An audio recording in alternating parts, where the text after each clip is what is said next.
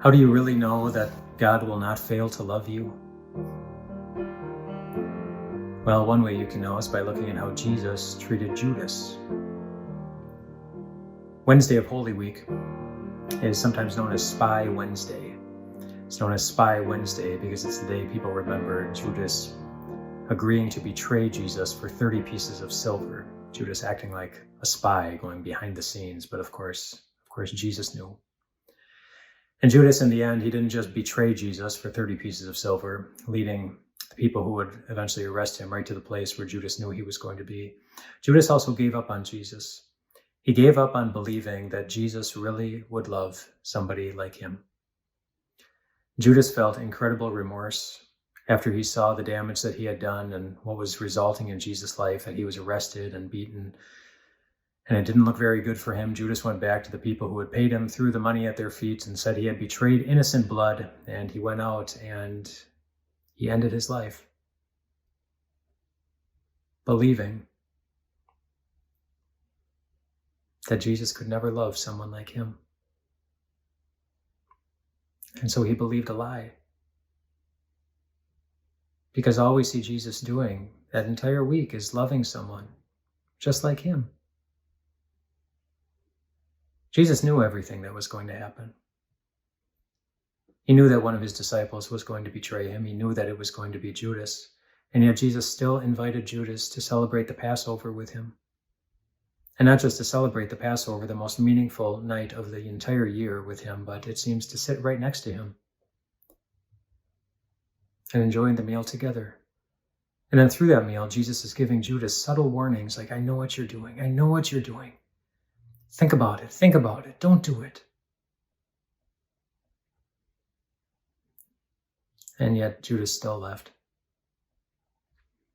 And later on that night, as Jesus goes with his disciples to the Mount of Olives, where Jesus was going to pray and where Judas knew that he was going to be,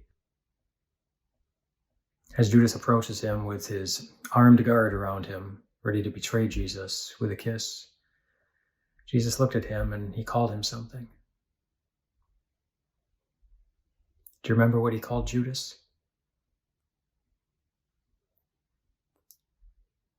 He called him his friend. And Judas, of course, hadn't acted like a friend. But that gives us a good picture of who it is that Jesus considers to be his friends. It's anyone that Jesus has an opportunity to treat as a friend. And that's all he ever did for Judas. Judas threw that away. Judas gave up on Jesus. But you don't have to. Maybe you can relate to Judas in some ways.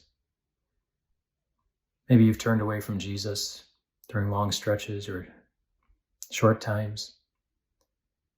Maybe you're wrestling with a temptation right now, one way that honors God and one way that dishonors him, but makes life seem a lot easier or comfortable. When you're in those moments, if you're wondering if anybody would really love someone like you, remember that Jesus already did. He already has, and he always will. It's why he was there,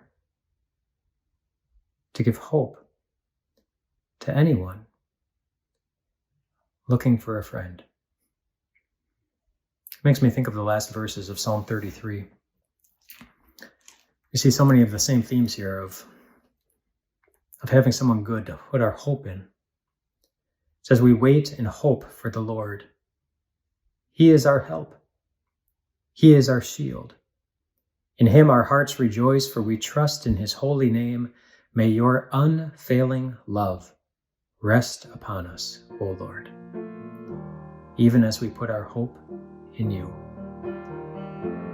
May your unfailing love rest upon us. That's a good prayer. And it's a prayer that God will always answer. He will not fail to love you. Rest well tonight, my friends.